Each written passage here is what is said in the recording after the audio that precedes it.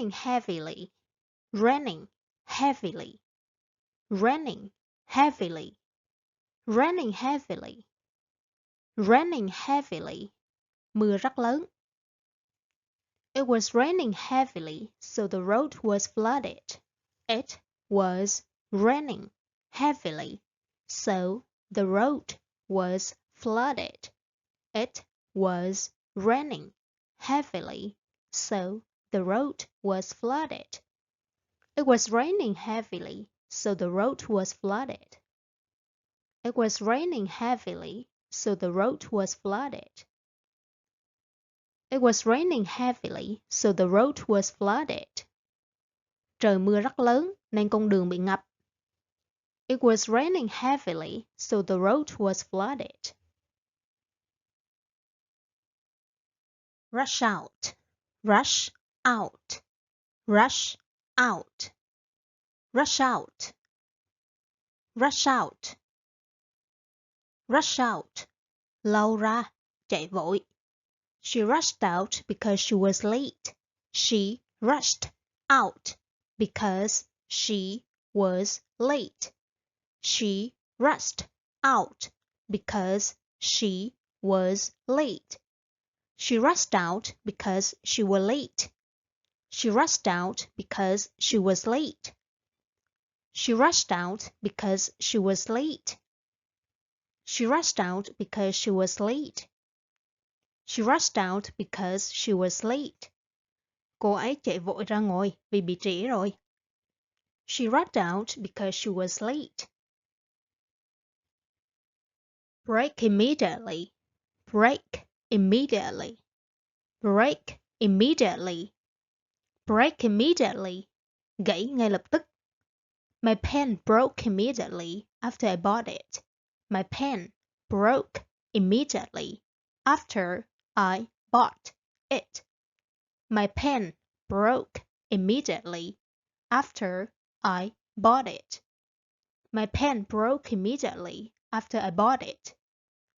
My pen broke immediately after I bought it. My pen broke immediately after I bought it. My pen broke immediately after I bought it. Cây bút của tôi gãy ngay lập tức sau khi mua. My pen broke immediately after I bought it. What a great start. What a great start. What a great start. What a great start. What a great start. What a great start. Mỉa mai. Thật là khởi đầu tuyệt vời. Lost my keys. What a great start. Lost my keys. What a great start. Lost my keys. What a great start. Lost my keys. What a great start. Lost my keys. What a great start. Lost my keys. What a great start. Mất chìa khóa ư? Thật là một khởi đầu tuyệt vời. Lost my keys. What a great start. Pick up. Pick up. Pick up. Pick up. Pick up. Pick up. Nhặt lên. He picked up a wallet on the street. He picked up a wallet on the street. He picked up a wallet on the street. He picked up a wallet on the street. He picked up a wallet on the street. He picked up a wallet on the street. He picked up a wallet on the street. Anh ấy nhặt được một cái ví trên đường. He picked up a wallet on the street. Catch one's eye. Catch one's eye. Catch one's eye. Catch one's eye. Lọt vào mắt ai, thu hút ánh nhìn. A blue jacket caught my eye at the store. A blue jacket caught my eye at the store. A blue jacket caught my eye at the store. A blue jacket caught my eye at the store. A blue jacket caught my eye at the store. A blue jacket caught my eye at the store. A blue jacket caught my eye at the store. Một chiếc áo khoác màu xanh đã thu hút ánh nhìn của tôi tại cửa hàng. A blue jacket caught my eye at the store. Continue walking. Continue walking. Continue walking. Continue walking. Continue walking. Tiếp tục đi. They continued walking despite the rain. They continued walking despite the rain. They continued walking despite the rain. They continued walking despite the rain. They continued walking despite the rain. They continued walking despite the rain. They continued walking despite the rain. Họ tiếp tục đi mặc dù trời đang mưa. They continued walking despite the rain. Take good care of. Take good care of. Take good care of. Take good care of. Take good care of. Take good care of. Chăm sóc cẩn thận. Please take good care of my dog while I'm away. Please take good care of my dog while I'm away. Please take good care of my dog while I'm away. Please take good care of my dog while I'm away. Please take good care of my dog while I'm away. Please take good care of my dog while I'm away. Please take good care of my dog while I'm away. Hãy chăm sóc chú chó của tôi khi tôi đi vắng.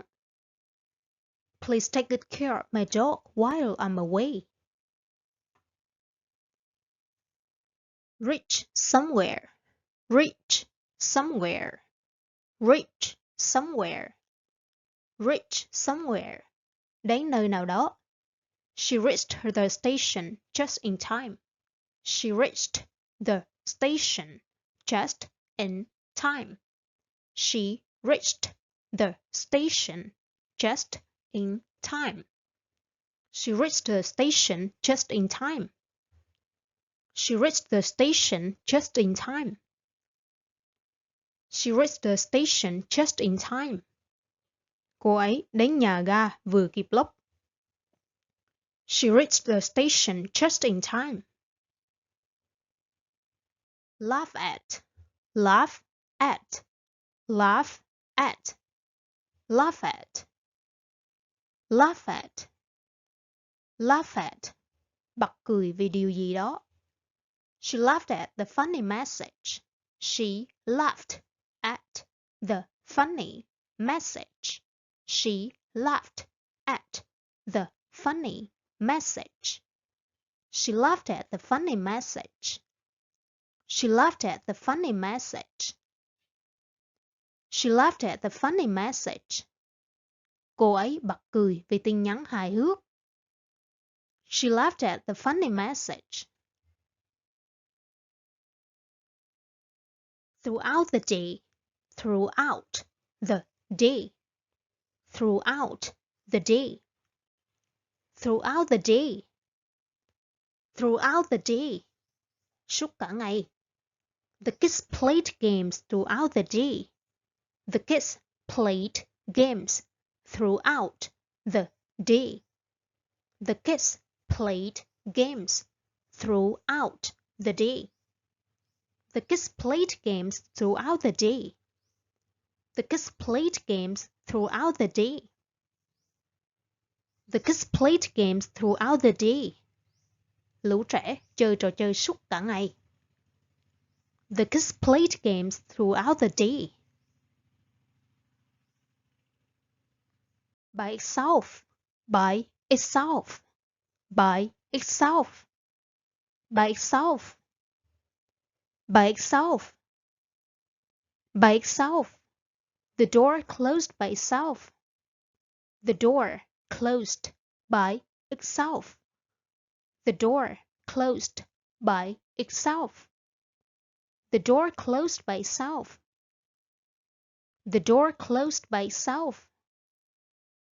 The door closed by itself.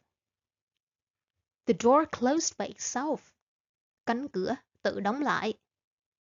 The door closed by itself.